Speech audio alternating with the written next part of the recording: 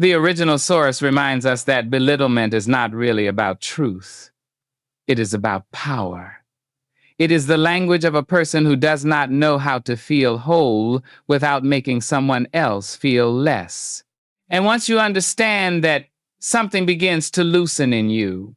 You stop treating every cruel sentence as a verdict. You stop assuming that because someone spoke with confidence, they spoke with authority.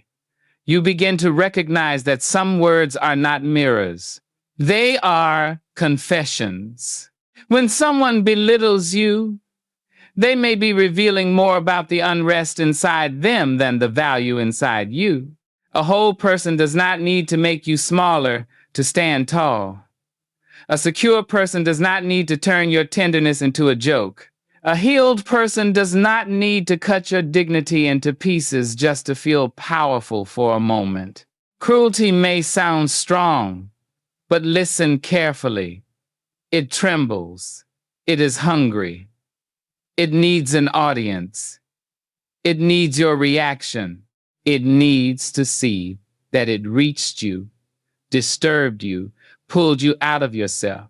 And that is why your first act of wisdom is often not to answer them, but to return to yourself before God.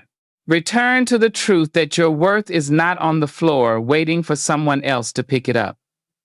Return to the truth that you were not created by their approval and you are not destroyed by their disrespect. Return to the truth that no human being, no matter how sharp their tongue, has the authority to rewrite what God has spoken over your life. This does not mean their words do not hurt. They may hurt deeply. They may touch old places. They may remind you of seasons when you were mocked, ignored, compared, dismissed, or made to feel like your presence was too much and your voice was not enough. But hurt is not the same as defeat. Feeling the wound does not mean you have surrendered your dignity. You can be hurt and still be anchored. Ask yourself gently, am I receiving this person's words as truth because they are accurate, or because they touched a fear I have carried for too long? Am I about to spend my energy correcting someone who is not interested in understanding me? Am I reacting to this moment, or to every moment in my past that sounded like it? This is where God teaches discernment, because not every disrespectful moment requires the same response. Sometimes you need to speak, sometimes you need to leave, sometimes you need to let silence hold the boundary. Sometimes you need to address the matter later, when your heart is steady and your words can be clean. Wisdom does not respond the same way every time. Wisdom listens for the spirit before it answers the wound. There is a strength that does not need to prove itself immediately. It stands quietly. It breathes. It notices. It refuses to let another person's smallness dictate the shape of its own soul. That kind of strength may feel unfamiliar.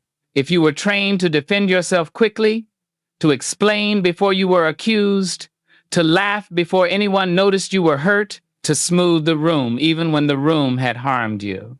Many women learn that kind of survival early. They learn to read faces.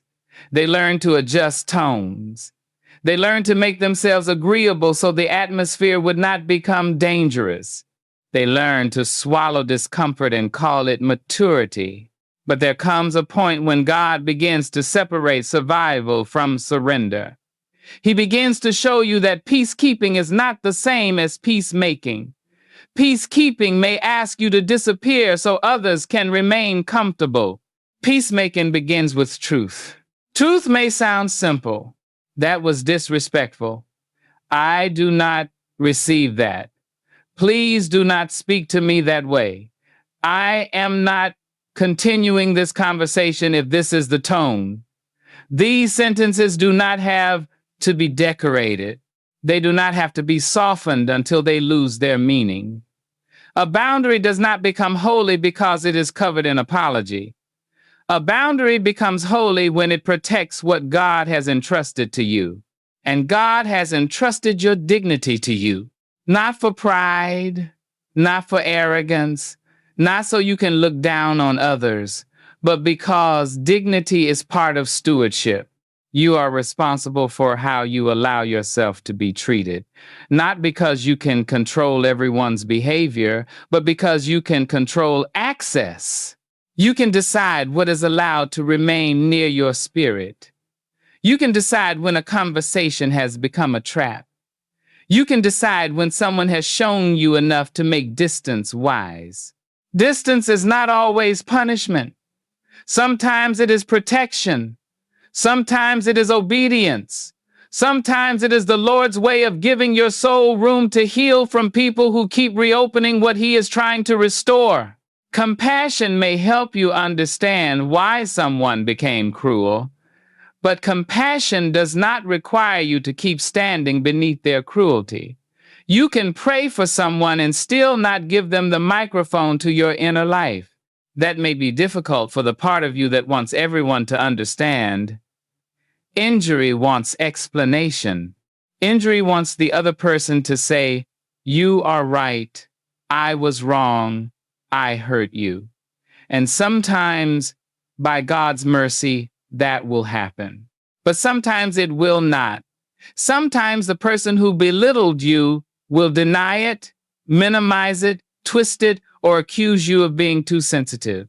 In those moments, do not betray yourself just to win their agreement. You do not need someone to admit they wounded you before you are allowed to protect yourself. You do not need the person who disrespected you to approve your boundary. You do not need the room to clap for your dignity in order for your dignity to be real. Some of the strongest healing begins when a woman stops waiting for validation from the same place that caused the injury. Beloved, let God validate what people refuse to honor. Let Him remind you that you are seen, known, and held. Let Him teach you to respond without venom, to speak without trembling, to walk away without guilt, to remain soft without becoming available for every sharp. You are not weak because words hurt you. You are human. You are tender. You are alive. But you are also being formed. You are learning that your response can be rooted, not reactive, clean, not cutting, honest, not humiliating, strong, not cruel. And when someone tries to make you smaller, you can stand in the quiet knowledge that they did not make you, so they cannot diminish what God is still building. The original source says that when someone belittles you, the first response does not always belong to your mouth. It belongs to your spine. That is a powerful image because disrespect often tries to bend something in you before you ever speak. It wants your shoulders to lower. It wants your eyes to drop. It wants your voice to lose its center. It wants you to forget, even for a moment, that you are standing in a dignity you did not manufacture yourself. But beloved, God did not create you to live folded beneath the weight of someone else's insecurity. There are moments when a cruel word touches the body before it reaches the mind. Your chest tightens, your stomach turns, your face grows warm, your hands may tremble. You may feel yourself shrinking before you have chosen to shrink. That is not weakness. That is your body remembering. It may be remembering childhood rooms where you had to stay quiet. It may be remembering relationships where disrespect was disguised as love. It may be remembering seasons when you laughed along just to avoid making things worse. So before you answer the person in front of you, answer the pain inside you. Tell the frightened place, we are not there anymore. Tell the wounded part, we do not have to disappear to stay safe. Tell your body, This moment is real, but it is not our master. And tell your spirit, stand, not in pride, not in anger, stand in truth. There is a kind of standing that happens on the inside first. No one may notice it. The room may not change. The person may still be waiting for you to react. But something in you quietly returns to alignment.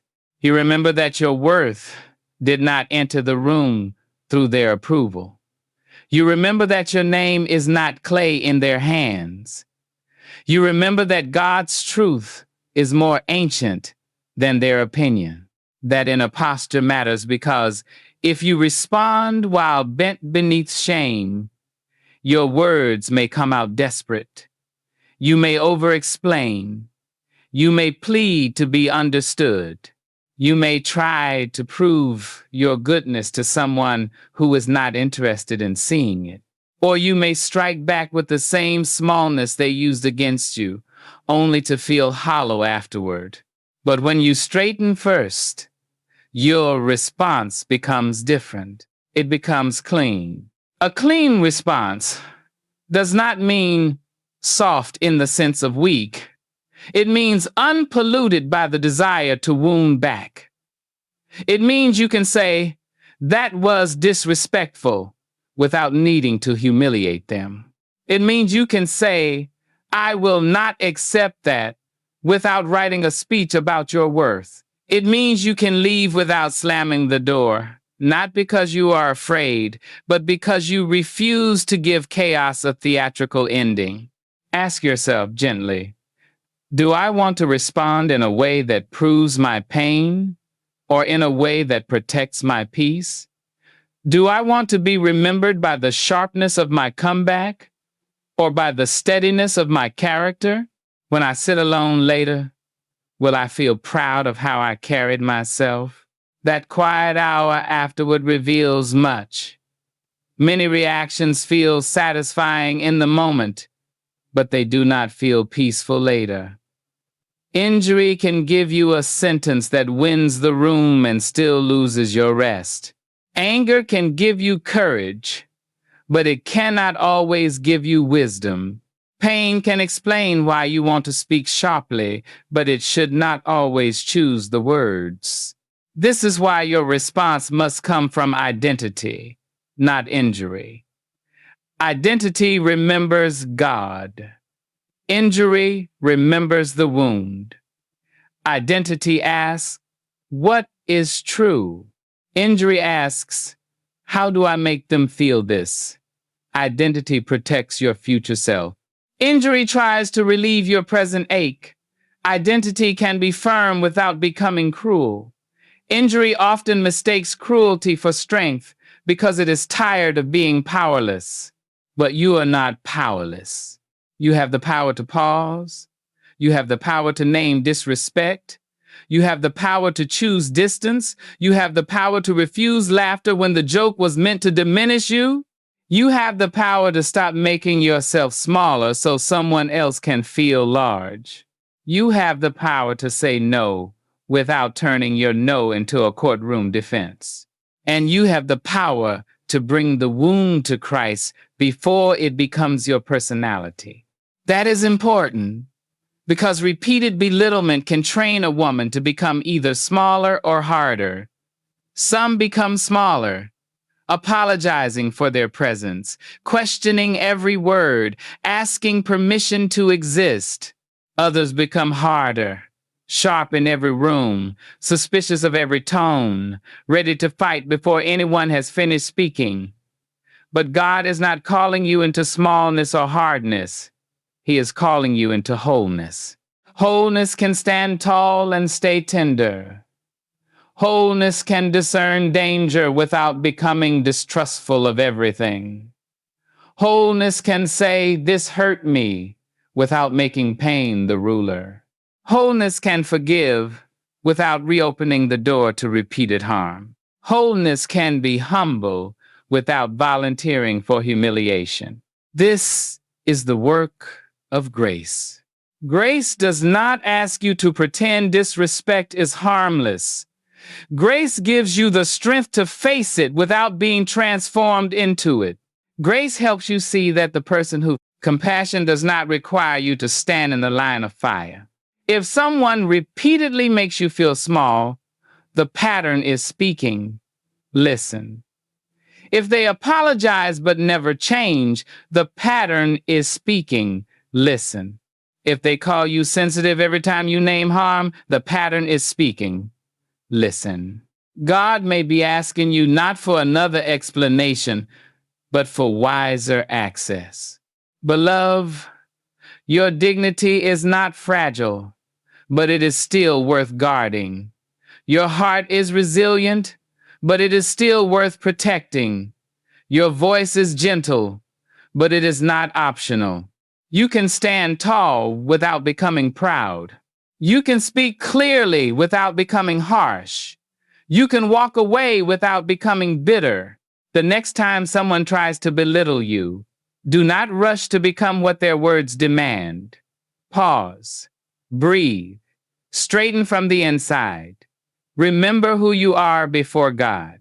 Then respond in a way that lets your future self say, I did not abandon myself there. That is strength. The original source warns that belittlement often aims for an audience, hoping to turn the room into a jury and you into a defendant. That is why public disrespect can feel so heavy. It is not only the words themselves, it is the way they are placed in the air. The sideways joke, the mocking tone, the little sentence dropped in front of others, as though your dignity were something available for group discussion. And in that moment, something inside you may panic, not because you are weak, but because humiliation has a way of touching the oldest human fear. The fear of being exposed, reduced, laughed at, abandoned by the room.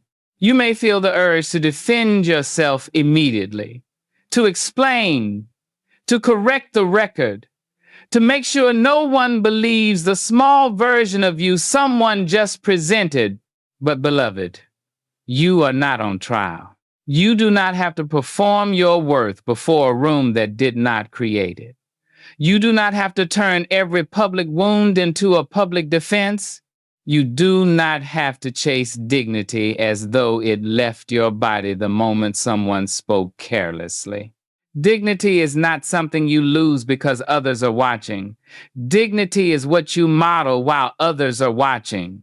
This is difficult, especially for the woman who has been misunderstood too many times. She knows what it feels like to have people believe the wrong story. She knows the ache of being reduced to a tone, a rumor, a mistake, a moment. So when someone belittles her publicly, the old fear rises. If I do not correct this now, they will think this is who I am. But identity does not panic in front of opinion. Identity breathes. Identity remembers God. Identity refuses to let the crowd become more powerful than truth. Identity says, I may address this, but I will not abandon myself while doing it. Identity understands that some rooms do not deserve a performance. They deserve a boundary. Some people are not seeking understanding, they are seeking control. Some moments are not conversations, they are traps.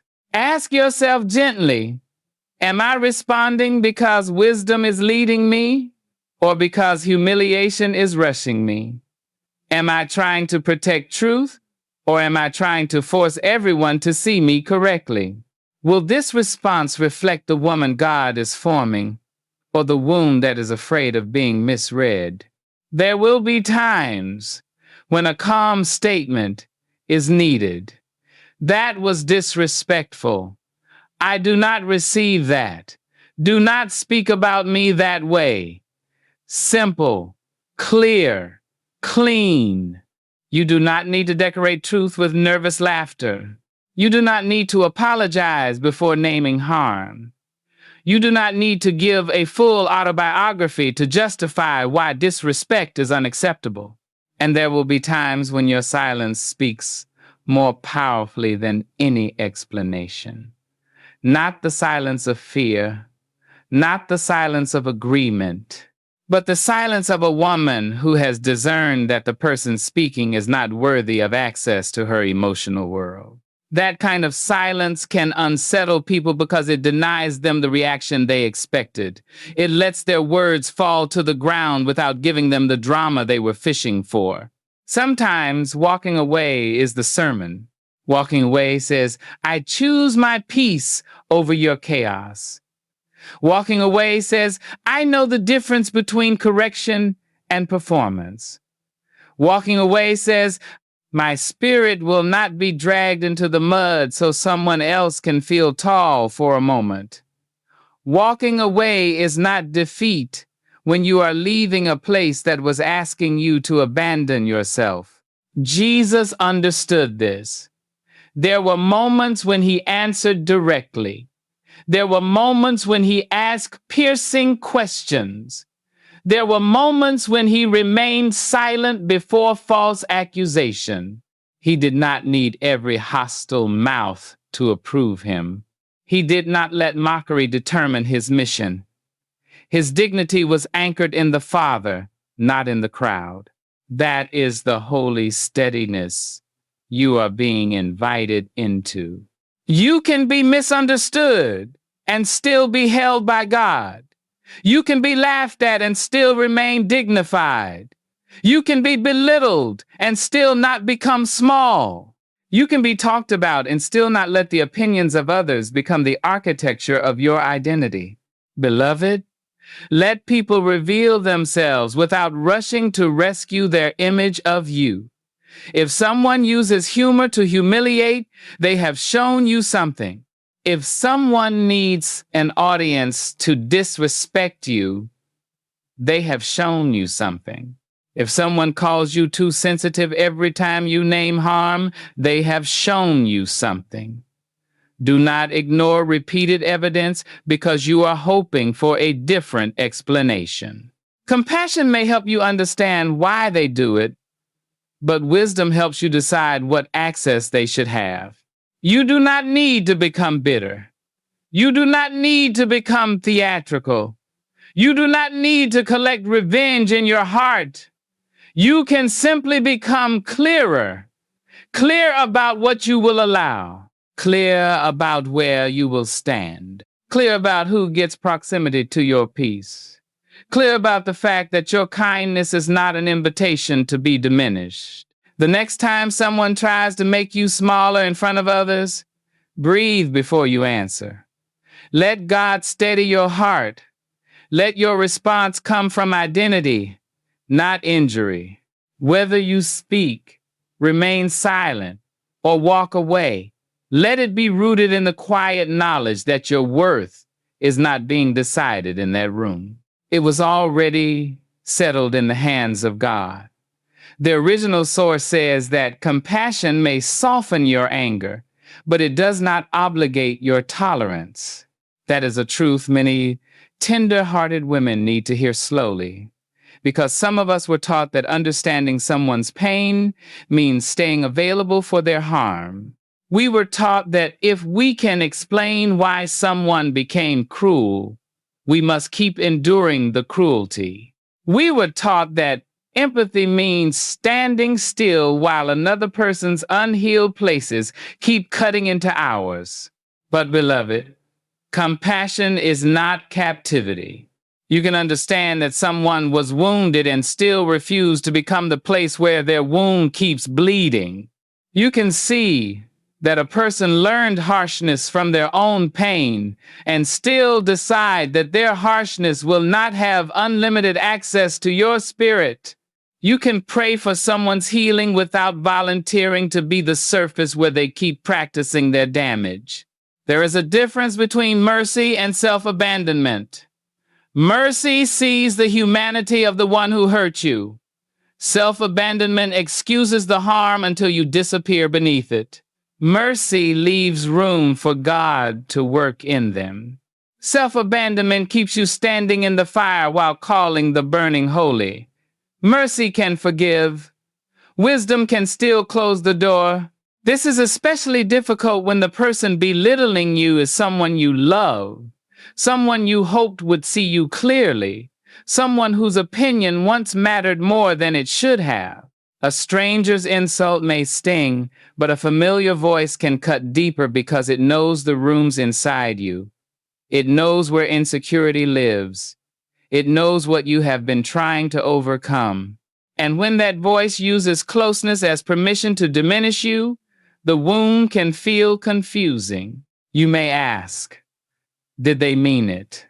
You may ask, am I overreacting? You may ask, should I just let it go again?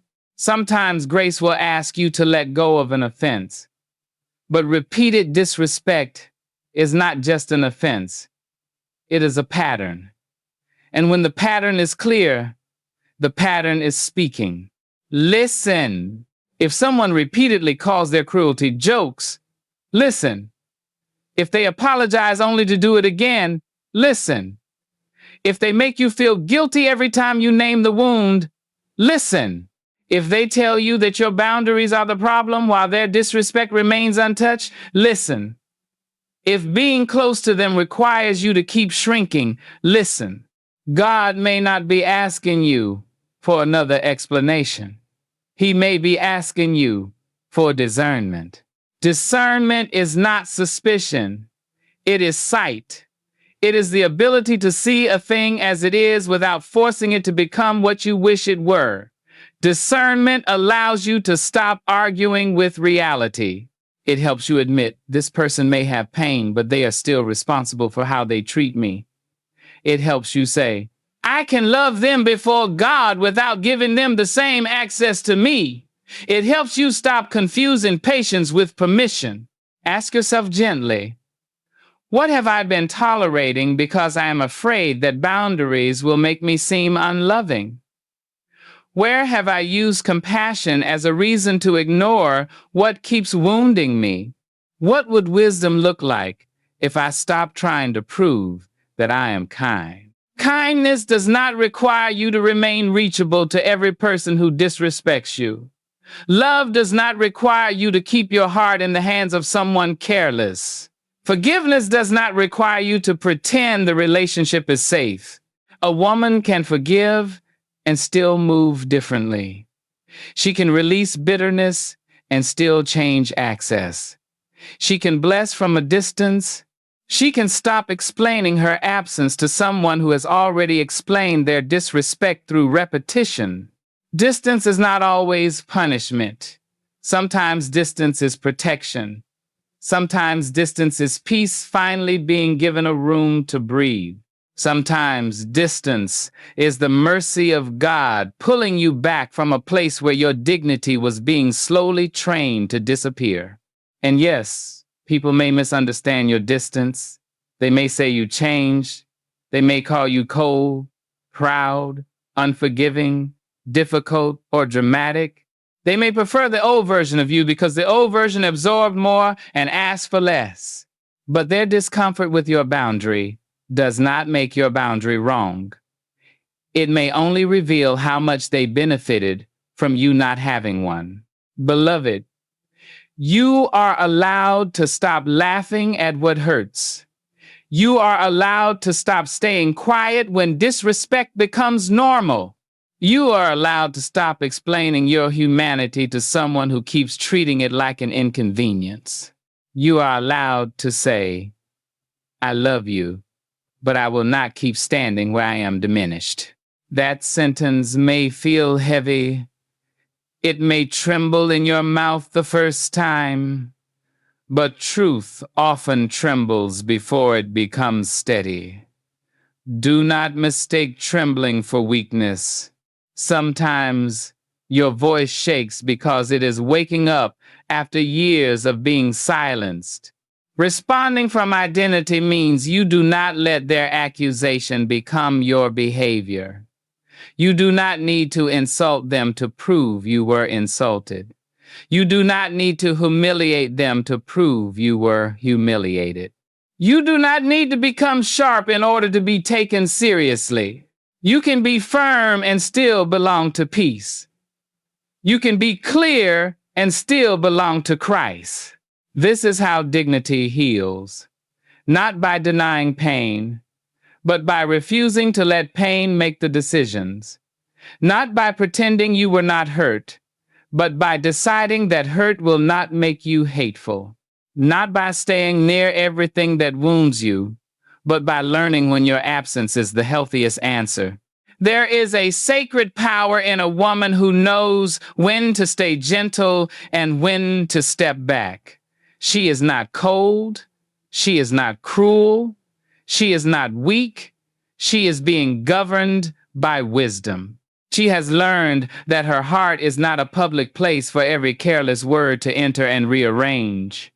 She has learned that God can heal people without requiring her to remain exposed to their harm.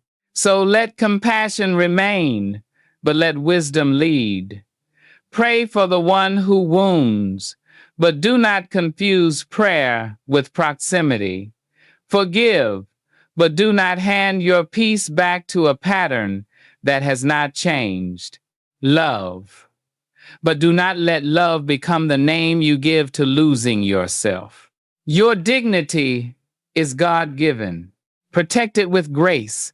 The original source says, respond from identity, not from injury. And that may be one of the most important truths a woman can carry when someone tries to belittle her. Because injury speaks fast. Injury rushes to protect itself. Injury wants relief now.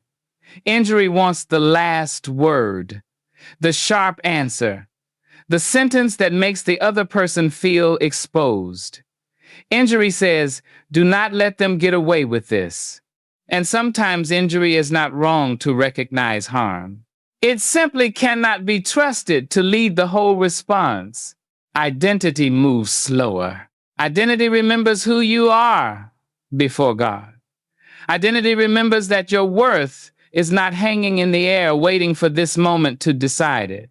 Identity remembers that disrespect may touch you, but it does not have to govern you.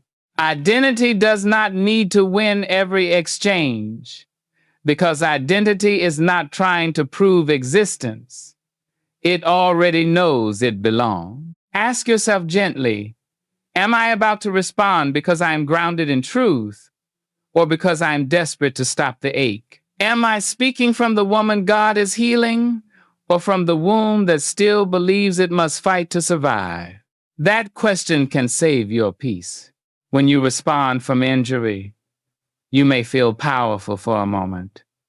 Your words may land. The room may go quiet. The other person may even look surprised. But afterward, in the quiet hour, you may feel something hollow, not because you had no right to be hurt, but because your response carried you away from your own values. You did not simply name the harm, you became tangled in it. And beloved, God is not only healing what was done to you, He is healing what pain trained you to become. Some women were trained to become defensive before anyone finished speaking. Some were trained to apologize before they knew what they had done. Some were trained to laugh when wounded. Some were trained to attack quickly because softness once made them feel unsafe. These responses may have protected you in old seasons, but they are not the full shape of your future. Identity says, I can be safe without being harsh. I can be clear without being cruel. I can be gentle without being available for disrespect. I can be firm without becoming the very thing that wounded me. This is maturity. Not the kind that asks you to pretend nothing hurts, but the kind that allows God to govern what hurt does next. When someone belittles you, injury may want to mirror their tone. Identity asks, who am I in Christ? Injury may want to humiliate them back. Identity asks, what response will leave my spirit clean? Injury may want to explain until they understand. Identity asks, have they shown me they want truth or only control? Injury may want to prove that you matter. Identity rests in the truth that God has already settled that question. This does not mean your response will always be silent. Sometimes identity speaks. It says, that was disrespectful. It says, I will not continue this conversation with that tone. It says, you may not speak to me that way. It says, I am stepping away now. These words are not weak. They are not excessive. They are not rude. They are the language of a woman who has stopped asking fear for permission to protect her dignity. But identity also knows when words are wasted. It knows when someone is not listening. It knows when the room has become a stage and the conversation has become a trap. It knows when the wisest answer is not another sentence, but absence. Walking away from a trap is not losing. Sometimes it is the clearest victory your peace will ever know. Fear will try to negotiate in this place. It will whisper, if you do not respond, they will think they won. It will say, if you leave, they will call you weak. It will say, if you set a boundary, they will reject you. But fear rarely tells the whole truth. It does not tell you the cost of staying where you are diminished. It does not tell you the grief of betraying yourself just to keep someone else comfortable. It does not tell you how heavy your spirit becomes when you keep choosing approval over alignment. Beloved, stop negotiating with fear. You are not required to remain small so others can feel safe around you. You are not required to keep explaining your dignity to people committed to misunderstanding it. You are not required to soften every boundary until it no longer protects anything. Fear may knock, but it does not get to sit at the head of your table. This is where your inner climate must be protected. Because belittlement does not end when the other person stops speaking. Sometimes the cruel sentence follows you home. It repeats itself in your mind. It sits beside you while you try to sleep. It waits in the quiet and asks, what if they were right? That is where identity must speak again, not to them this time, but to you. You answer the lie with truth. My worth is not reduced by someone's smallness. My dignity is not fragile. I can feel hurt without becoming ruled by hurt. God is still forming me, and no careless word has authority to undo his work. Speak to yourself the way you wish the world had spoken to you. Speak with the kindness you needed. Speak with the truth you were denied. Speak with the steadiness of a woman who has decided that her mind will not become a courtroom where every insult gets another hearing. Some days you will do this well. Other days injury may speak first. You may react. You may over-explain. You may replay the moment and wish you had chosen differently. When that happens, do not let shame become the next belittling voice. Return. Learn, repair where needed, ask God what the moment revealed, then keep growing. Noticing the old pattern is not failure, it is awakening. Every time you pause before reacting, you shorten the distance between trigger and truth. Every time you choose alignment over impulse, you strengthen your soul. Every time you respond from identity instead of injury, you teach your heart that it no longer has to survive by becoming someone it does not respect. So let your response be rooted, let it be clean, let it be honest, let it be strong without venom. Let it reflect the woman God is forming, not the wound that once had to protect itself alone. You are not what they called you. You are who God is, still healing, holding, and raising. The original source reminds us that fear will always try to renegotiate, especially when you begin to grow. It will come back with old evidence, old voices, old mistakes, old memories of the time you spoke and were rejected, the time you stood up and were mocked, the time you tried to be brave and someone made you feel foolish for it. Fear does not need new material. It knows how to use old pain with a fresh tone. And if you are not careful, you may think fear is protecting you when it is really keeping you in prison. Fear says, stay small. It is safer there. Fear says, do not answer. They may dislike you. Fear says, do not set that boundary. They may leave. Fear says, laugh along. It is easier. Fear says, do not take up space. You might be judged. Fear says, if you are quiet enough, agreeable enough, useful enough, maybe no one will hurt you. But beloved, what kind of life is built on the hope that disappearing will keep you safe? There is a loneliness that comes from rejection, yes. But there is also a quieter loneliness that comes from betraying yourself. It is the loneliness of sitting in a room where everyone thinks you are fine because you have trained your face not to reveal what your spirit is carrying. It is the loneliness of being praised for being easy while your own soul knows you are exhausted. It is the loneliness of staying accepted by others while feeling abandoned by yourself. God did not call you into that kind of peace. He did not create you to spend your whole life managing other people's comfort at the expense of your own truth. He did not form your voice so it could live permanently beneath fear. He did not give you dignity so you could apologize for having it. The Lord is not asking you to become harsh, proud, or unteachable, but He is calling you out of the false humility that lets disrespect keep a chair at your table. Ask yourself gently, what have I been calling humility that is really fear? What have I been calling patience that is really avoidance?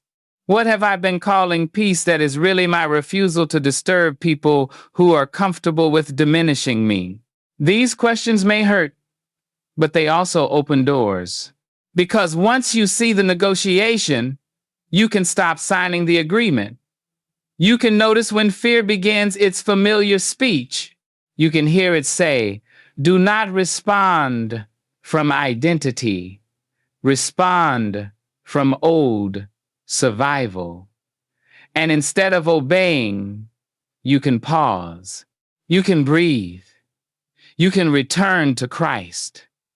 You can say, I hear the fear, but I will not let it lead me.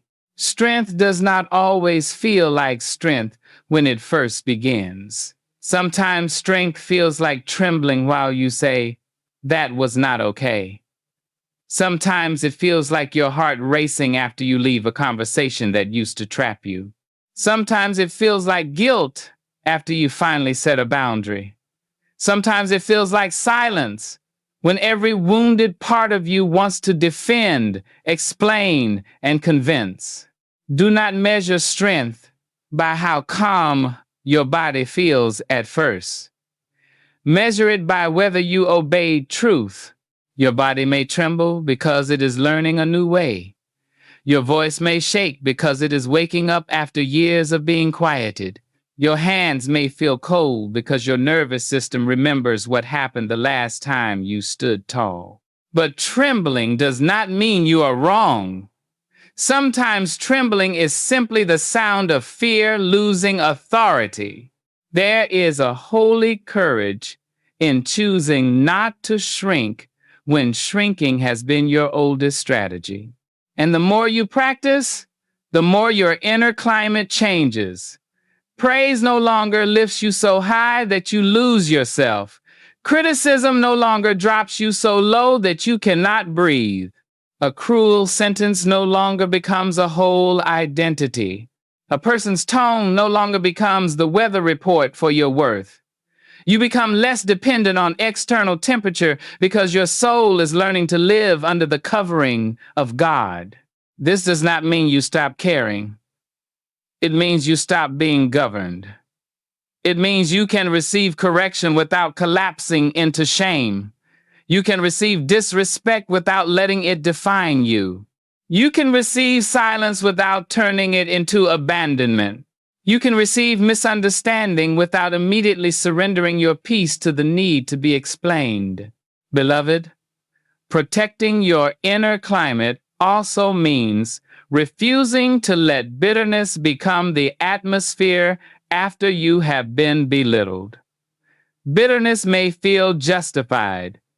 It may feel like protection. It may say, if I harden, I will never be hurt again. But hardness is not the same as healing. A locked heart may avoid some pain, but it also keeps out tenderness, joy, trust, and the quiet beauty of being alive before God. God wants to make you whole, not hard. He wants to teach you how to be open without being exposed to everything, gentle without being easily handled, loving without being endlessly available, forgiving without returning to every unsafe place, strong without becoming cruel, quiet without being erased. That is the kind of woman whose dignity speaks even before her mouth does. She does not need to announce her growth in every room. She carries it. She does not need to prove that she has changed by winning every argument. She demonstrates it by refusing old invitations. She does not need revenge. She needs alignment. She does not need everyone to understand her boundary. She needs to remain faithful to the wisdom God has given her. And if people are threatened by the woman you are becoming, let them reveal themselves. Growth has a way of exposing what was built on your smallness. Some people loved your softness only when it had no boundary. Some people loved your kindness only when it cost them nothing. Some people loved your silence because it protected their comfort. When you begin to stand in truth, not everyone will celebrate. But you must decide whether you want approval from people who prefer you diminished or peace with the God who is making you whole. Let fear watch as you move forward without its permission. Let old voices speak without becoming commandments. Let old wounds be acknowledged without becoming rulers. Let your response to belittlement be shaped not by the person trying to reduce you, but by the Lord restoring you. You are not here to win every room. You are here to remain faithful to your God-given dignity. The original source ends with a strong call to let fear watch you move forward without asking for its approval, and that is where this healing must finally land. Not in another argument, not in another attempt to make someone understand what they already chose to mishandle, not in a louder defense of your worth, but in a quieter, deeper, holier decision. You will no longer let belittlement become the voice that leads your life. There will still be people who speak from smallness. There will still be rooms where someone tries to make a joke out of your dignity. There will still be moments when a careless sentence finds the old bruise and your body remembers pain before your mind can organize a response. Healing does not mean those moments never touch you. Healing means they no longer get to define what happens next. Beloved, you are not weak because words hurt. You are human. You are tender. You are alive. But you are also being taught by God how to carry tenderness with authority. You are learning that softness does not require surrender. You are learning that humility does not mean humiliation. You are learning that grace does not mean giving every cruel person continued access to the most sacred parts of you. Ask yourself gently, when I am belittled, who do I become? Do I become the wounded child who tries to earn kindness? Do I become the angry defender who wants to wound back? Do I become the silent sufferer who laughs so no one knows it hurt? Or do I become the woman God is forming, rooted, clear, gentle, discerning, and unwilling to abandon herself? This is not about performing strength. It is about practicing truth. Some days your response will be a calm sentence, "That was disrespectful." Some days it will be a boundary. "I will not continue this conversation in that tone." Some days it will be silence, not because you are afraid, but because you have discerned that the person speaking is not seeking understanding. Some days it will be distance, not because your heart has hardened, but because your spirit needs protection from a pattern that refuses to change. And some days, your response will happen later, in the quiet, when their words try to return and rent space in your mind. That is when you must become a faithful keeper of your inner world. Do not let an insult become a resident. Do not let a cruel sentence decorate the walls of your memory. Do not let someone else's insecurity become the mirror you use to see yourself. Evict the lie. Replace it with truth. Say to yourself, "I am not what they called me." Say, "My worth was not damaged by their inability to honor it." Say, "God made me with dignity, and I will not live as though his work is up for public debate." Say, "I can feel pain and still remain whole." Say, "I can be misunderstood and still be held by God." Because that is the deeper freedom. Not needing every person to see you correctly in order to remain anchored. Not needing every room to validate you before you stand tall. Not needing every person who hurt you to admit it before you protect your peace. You may never get the apology. You may never get the acknowledgement. You may never hear them say, "I was wrong to speak to you that way." And yes, that can hurt. But your healing cannot depend on the maturity of the person who wounded you. Your freedom cannot wait for their confession. Your dignity cannot remain locked inside someone else's refusal to understand. God can heal you without their permission. Let that truth settle. He can restore what they mocked. He can strengthen what they tried to bend. He can teach your voice to return without bitterness. He can teach your heart to remain soft without becoming available for repeated harm. He can teach your spine to straighten without pride, your words to carry authority without venom, and your silence to become a boundary instead of a hiding place. This is the woman who rises. She does not rise because no one ever hurt her. She rises because hurt did not get the final word. She does not rise because everyone finally approved of her. She rises because God's approval became enough to stand on. She does not rise because she became untouchable. She rises because what touched her no longer owns her. So when someone belittles you, breathe before you answer. Return to God before you return to the room. Let your response come from identity, not injury. Let it be honest, but not hateful. Clear, but not cruel. Firm, but not frantic.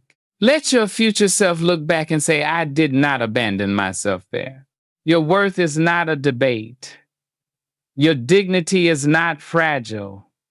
Your voice is not optional. Your peace is not a prize for others to take when they feel small. You belong to God, and nothing spoken from insecurity can undo what He has built in truth. Stand tall, beloved, not in defiance, but in dignity. Not to prove them wrong, but to remain faithful to who God says you are.